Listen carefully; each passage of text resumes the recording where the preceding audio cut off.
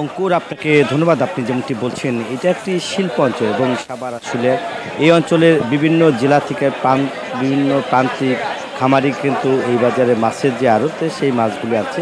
এবং আপনারা জানেন যে এই মাছের বাজারে কিন্তু যে প্রচুর দেশীয় প্রজাতির মাছ রয়েছে এবং মাছের বাজারে কিন্তু যে আপনি দেখছেন সরবরাহ বেশি হলেও কিন্তু আপনার যে দাম কিন্তু অনেকটাই বেশি। এবং মাছের বাজারে আসলে যেভাবে মাছগুলি রয়েছে এবং মাছের যে বাজার সেগুলো আসলে নিয়ন্ত্রণে নেই এবং নিয়ন্ত্রণে না থাকার কারণে আসলে যে মাছের দাম কিন্তু বেশি রাখা হচ্ছে। এবং আপনার যদি এই বাজারের যে অবস্থা দেখছি, মাছের যে বাজারে মাছ বিক্রি করা হচ্ছে এবং রুই মাছ কিন্তু বড় সাইজের রুই কিন্তু 400 টাকা বিক্রি করা হচ্ছে।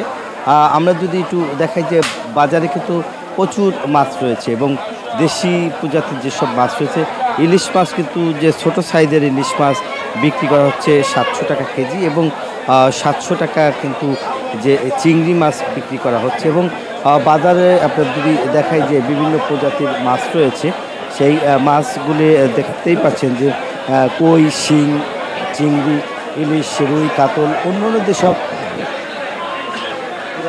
মাছ রয়েছে সেসব মাছের দাম কিন্তু এখন যেহেতু শীতকালীন বাজারে কিন্তু মাছ বাজারে উঠতে শুরু করেছে এবং বাজারে যারা সবজির বাজারের চাইতে কিন্তু মাছের বাজার কিন্তু আমরা যদি দেখি যে সবজি যেমন আজকে কেজিতে কিন্তু 10 থেকে 15 টাকা বেড়েছে এবং মাছের যে বাজার, আপনার সাথে একটু কথা বলি।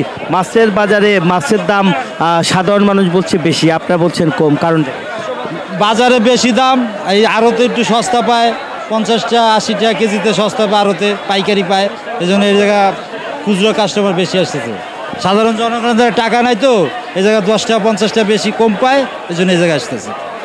আপনাকে যেমনটি আসলে বলছিলেন এবং যেহেতু আড়ত থেকে কিন্তু এই মাছ খুচরা বাজারে যায়, যার ফলে আসলে খুচরা বাজারে কিন্তু দাম বেশি কথা বলা হচ্ছে।